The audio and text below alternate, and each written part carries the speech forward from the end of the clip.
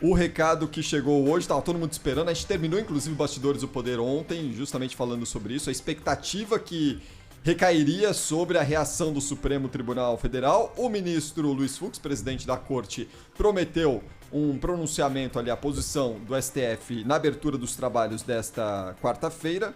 E falou, né? E o recado acho que foi claro, né, Cláudio? O Fux falou o seguinte: ou as decisões judiciais são respeitadas, ou estará dado o crime de responsabilidade. Vamos ouvir aqui o Fux. Imbuído desse espírito democrático e de vigor institucional, este Supremo Tribunal Federal jamais aceitará ameaças à sua independência, nem intimidações ao exercício regular de suas funções. O Supremo Tribunal Federal também não tolerará ameaças à autoridade de suas decisões.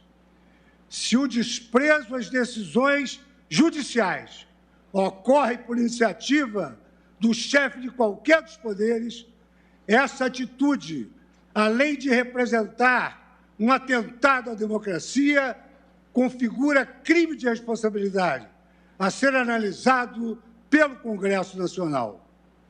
No ambiente político maduro, questionamento às decisões judiciais devem ser realizados não através da desobediência, não através da desordem, não através do caos provocado, mas, de certo, pelos recursos que as vias processuais oferecem. Diante de protestos e ameaças, o Luiz Fux também falou sobre essa possibilidade de fechamento do STF. Ninguém fechará esta corte. Nós a manteremos de pé, com suor, perseverança e coragem. No exercício de seu papel, o Supremo Tribunal Federal não se cansará de pregar fidelidade à Constituição. E, ao assim proceder, esta Corte reafirmará, ao longo de sua perene existência, o seu necessário compromisso com o regime democrático, com os direitos humanos e com o respeito aos poderes e às instituições deste país. Para o Luiz Fux, está na hora do país olhar para os verdadeiros problemas que tem. A pandemia, que ainda não acabou e que já levou para o túmulo mais de 580 mil vidas brasileiras. Devemos nos preocupar com o desemprego que conduz o cidadão brasileiro ao limite da sobrevivência biológica. Nos preocupar com a inflação que corrói a renda dos mais pobres e a crise hídrica que se avizinha e que ameaça a nossa retomada econômica. E aí, Cláudio, recado dado? Esperava-se do ministro presidente do Supremo Tribunal Federal um discurso vigoroso, e um discurso político foi exatamente o que ele fez, um discurso político bastante vigoroso. Ele disse que o Supremo, como a gente ouviu aí, não vai tolerar qualquer desafio à sua autoridade, nem muito menos à sua independência, mas não disse o que se pretende fazer alguma coisa em relação às palavras proferidas ontem pelo presidente da República. O que a gente observa, como a gente tem conversado aqui, né, esses dias, é que o presidente do Supremo, chamado para a briga no meio da rua, ele foi. Né? Até porque ele é atleta de karatê, né? Aliás, um atleta de karatê bastante festejado, assim, é alguém que pratica isso regularmente. Bom, ele foi para a rua e respondeu, reagiu num tom bastante contundente a tudo aquilo que a gente ouviu ontem do presidente da República, que conseguiu estragar a própria festa, né? O presidente que poderia ter saído ontem engrandecido das ruas, fazendo um discurso de estadista, mais do que o de um chefe de governo, mas de um chefe de Estado, mas não, ele jogou tudo fora, essa oportunidade fora, e optou por um discurso, cá para nós, medíocre, né? Dois discursos muito parecidos com todos os outros que ele tem proferido nos últimos tempos. e com essa cereja no bolo, digamos assim, se pode chamar assim, da agressão frontal, pessoal, ao ministro Alexandre de Moraes, a quem ele xingou.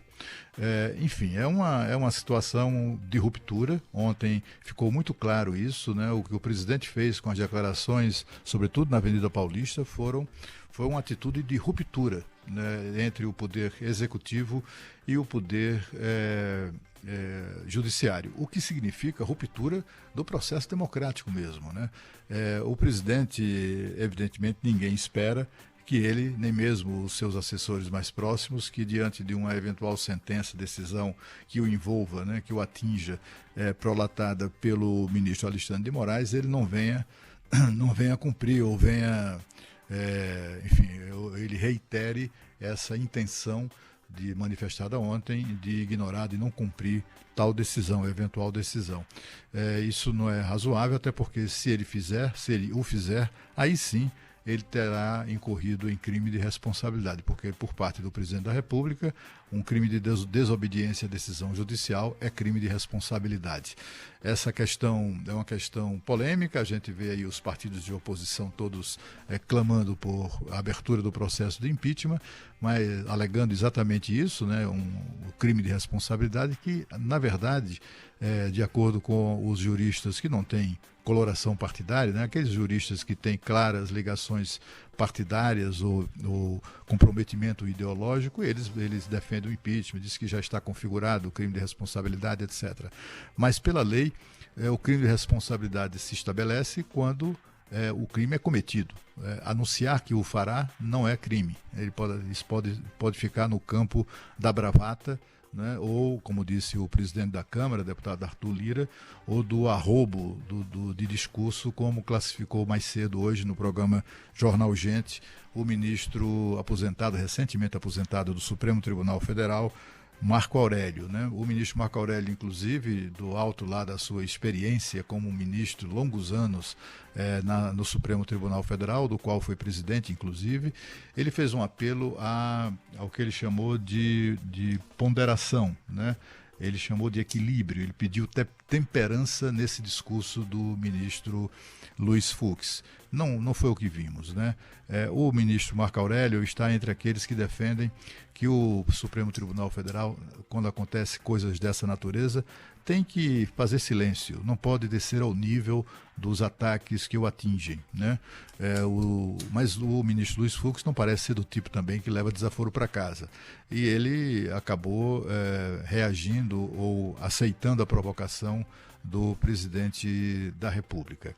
A gente viu também por parte do presidente da Câmara uma intervenção necessária, né? Ele é o segundo ali, né? O terceiro na linha de sucessão, é o segundo na linha de sucessão depois do vice-presidente da República, e tem a prerrogativa constitucional de acatar e dar andamento ou não a pedidos de impeachment. É claro que a oposição toda se assanhou, está todo mundo assim contando com isso, ou tentando pressionar o Arthur Lira a tomar essa decisão, mas ele não o fará. Pelo menos, por enquanto, não o fará.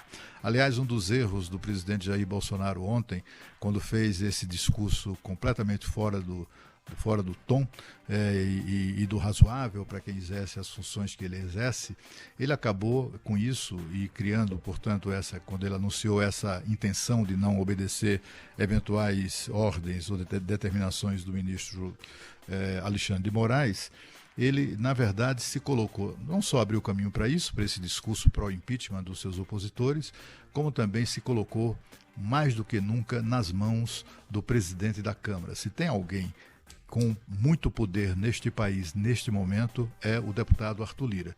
Ele pode simplesmente, de uma hora para outra, acatar um ou mais pedidos de impeachment e abrir um processo, e o presidente está no sal. Porque se ele fizer isso, ele que lidera os partidos de centro, né, aquelas forças políticas que são denominadas de centrão, uma atitude como essa do Arthur Lira significa condenação líquida e certa do presidente Bolsonaro, não só na comissão, nas comissões que vão, mas sobretudo na votação final, né?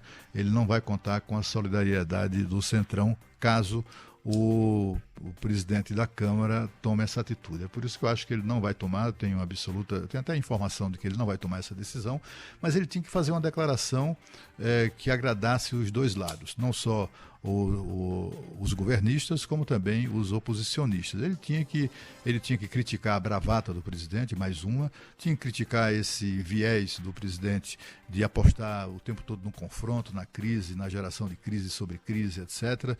Ele tinha que fazer tudo isso, lamentar que o presidente, além de afirmar que vai ignorar a eventual decisão do ministro, que é inimigo dele, que ele elegeu como o contraponto dele, né? O que é uma coisa que o diminui também, porque afinal de contas, chefe de Estado, chefe de governo, eleito pelo povo, está num nível muito acima de qualquer ministro de Suprema Corte, por mais respeitável que seja o ministro, né? Não há nenhum ocupante de cargo dos três poderes que tenha representação mais significativa do que o presidente da República, mas ele não tem poderes além daqueles que estão previstos na Constituição.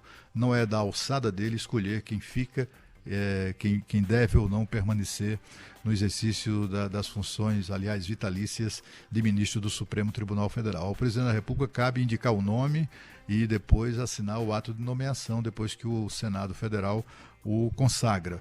O ministro não pode tampouco exigir ou impor ao Supremo Tribunal Federal qualquer atitude, qualquer iniciativa no sentido de desligar algum ministro das suas funções. Isso nem sequer está previsto no ordenamento jurídico. Portanto, quando ele faz isso, quando impõe essa condição para que a coisa não desande mais ainda, ele está fazendo algo no qual ele sabe, está fazendo algo em que ele sabe que não é possível acontecer, né?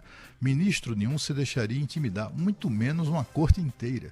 Imagina se o Supremo Tribunal Federal vai se colocar de joelhos perante Jair Bolsonaro ou quem quer que seja o chefe de governo que pretenda impor as suas condições ou as suas,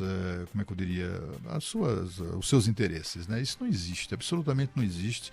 Então o presidente, quando faz isso, é porque foi uma declaração de ruptura total, não tem mais nenhuma chance de qualquer negociação que estabeleça uma relação ali respeitosa entre eles, né? O que eu espero como cidadão, e a gente precisa estar atento a isso, é que o Supremo Tribunal Federal mantenha o que o ministro Marco Aurélio chamou de autocontenção, né? Aquela coisa que eu sempre digo aqui, né? Isso aconteceria em qualquer lugar do mundo, em qualquer democracia minimamente respeitável no mundo. Isso acontece de presidente do Supremo aceitar bater boca com o presidente da República de qualquer país, mesmo aqueles mais modestos, aquelas mais modestas e novas e recentes democracias africanas, nem nesses lugares, isso não existe, né? Então o presidente sai perdendo nessa história toda, né? Ele obteve uma grande vitória, que foi colocar na rua milhões de pessoas que o apoiaram em todo o Brasil. Foi impressionante essa demonstração de força política dele, uma demonstração de que ele está no jogo para 2022, pelo menos teoricamente está no jogo, é viável do ponto de vista eleitoral, continua sendo uma das figuras políticas mais populares e mais importantes do país, é uma dessas lideranças, talvez a única neste momento, que pode sair às ruas sem ser insultado, né? As pessoas o insultam de outra maneira, mas ali, quando ele está na rua, não se vê isso, né? Pelo contrário, o que se vê mais frequentemente é o presidente sendo ovacionado, como aconteceu não apenas ontem, como, por exemplo, aconteceu no sábado, quando ele esteve em Caruaru, no coração do petismo, ali em Pernambuco, né? O Pernambuco, que é governado há muitos anos por políticos ligados à esquerda, políticos que são hostis a Bolsonaro hoje, ele foi lá e as imagens mostraram o sucesso de público, né? E a reação muito positiva dos pernambucanos de Caruaru e região que o receberam lá. Então, assim, ele acaba jogando tudo isso no lixo, né? Acaba jogando tudo isso, descartando tudo isso, com o seu discurso desastroso, né? O que se esperava do presidente, né, se ele tivesse uma inteligência emocional mais apurada, era um discurso para o país, para todos os brasileiros, né, fazendo anúncios importantes, falando sobre o futuro, qual o futuro que os brasileiros podem pretender ou que merecem, né, e também que merecem. Tudo isso ele poderia ter feito, mas não. Ele preferiu fazer um discurso muito comum, medíocre, que repete velhas frases, inclusive aquela história, só vou sair daqui morto ou preso ou não sei o que, essas balelas todas, e que, enfim, pode ser até que sirva isso e serve, né, para manter ali os seus apoiadores, né, mobilizados, motivados, etc. Mas do ponto de vista político é muito ruim para ele, porque afasta eleitores importantes que o ajudaram, que votaram nele, não por serem bolsonaristas em 2018, mas para afastar a possibilidade de retorno ao poder de uma gangue que roubou este país com a mão na cabeça para não perder o juízo, como a gente viu aí nos governos do PT. Essas pessoas foram as primeiras a sair de perto de Bolsonaro. São pessoas que hoje não sabem quem votar, não votarão nessa gangue, né, no líder da gangue, mas também não votarão no Bolsonaro. E são pessoas que não têm quem votar, porque tampouco a chamada terceira via foi capaz de produzir um candidato que a represente. Né, uma terceira via completamente fragmentada, né, não tem uma liderança, e também são todos muito vaidosos, né, todos os pré-candidatos são muito vaidosos, são incapazes de promover um encontro, fazer política, né, e tentar chegar a um nome consensual que una todo mundo em torno de uma candidatura de terceira via. A gente viu também hoje o pronunciamento do doutor Augusto Aras, que é o Procurador-Geral da República, muito ponderado, muito moderado, etc. Lembrou, enfim, os deveres constitucionais de cada um, inclusive do presidente da República. Foi ali uma crítica velada, mas muito elegante ao comportamento do presidente. Muita gente esperava e até exigia, e continua exigindo, do Procurador-Geral da República uma atitude mais agressiva em relação ao presidente da República, mas essa é um comportamento que ninguém verá em Augusto Aras, né? Porque ele é assim, ele é uma figura, ele é uma pessoa ponderada mesmo, né? E ele disse na recente sabatina de sua recondução ao cargo, ele avisou que marcou o seu primeiro mandato com essa conduta, e continuará no segundo mandato, tirando da Procuradoria-Geral da República o papel de linha auxiliar de partidos de oposição, como aconteceu com alguns dos seus antecessores. Ele disse que com ele isso não acontecerá e, portanto, ninguém deve se surpreender com o discurso muito moderado hoje de Augusto Aras, logo depois do discurso político do presidente do Supremo Tribunal Federal. Ninguém sabe o que é que vai acontecer amanhã, dia 9, ninguém sabe o que é que vai acontecer no dia 10. Esse país, assim, nada é previsível quando se trata de Jair Bolsonaro, né? Ainda que como a gente acompanhou aqui no dia a dia, eu converso muito aqui com ministros do Supremo, com políticos, com esses caras todos aí, e eles todos assim muito preocupados com essa questão. Alguns dizem estar preocupados, mas só põe lenha na fogueira, mas tem aqueles que são sinceramente preocupados, inclusive no Supremo Tribunal Federal, né? Eu disse aqui, há dois ex-presidentes do Supremo que estavam, pelo menos, né, antes desse episódio do dia 7, muito empenhados em promover ali uma distensão, uma tentativa de aproximação, pelo menos para que o presidente da República e integrantes do Poder Judiciário se respeitem. Mas, assim, quando, no particular, o presidente, que é muito simpático, né? O presidente, pessoalmente, ele é encantador, como de resto os presidentes o são também, né? Lula é uma figura, pessoalmente, no contato pessoal, encantadora, né? Todos reagem a você, e aconteceu comigo, né? Todos reagem a você, seja quem você for, é como se fossem amigos de infância. Puxa vida, nunca mais te vi, não sei o quê. E deixam sempre os seus interlocutores muito à vontade.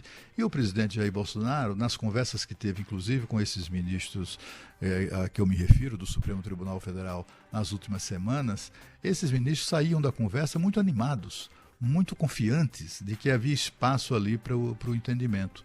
Mas, olha, no dia seguinte ele abria a boca no cercadinho, em qualquer outro lugar, que colocava tudo por terra. E ontem ele sepultou, na minha opinião, sepultou em definitivo qualquer possibilidade de entendimento. A gente espera não só comedimento e compromisso com a Constituição do presidente, mas de todos os atores envolvidos nisso, né? Para mim, me causa um desconforto muito grande assistir o presidente da Suprema Corte fazendo discurso político, falando em pandemia, falando em crise hídrica e não sei. Aquilo ali é plataforma de candidato, né? Plataforma de pregação política, não é uma atitude que se espera do presidente do Supremo Tribunal Federal. De qualquer maneira, o pronunciamento de Luiz Fux, embora muito vigoroso, não foi tão radical quanto muita gente esperava. Isso pode ser um bom sinal, um sinal ali daquela autocontenção, daquela temperança a que se referiu mais cedo o ministro aposentado do Supremo, Marco Aurélio Mello, mas eu já joguei a toalha do ponto de vista das expectativas de entendimento aí nessa área.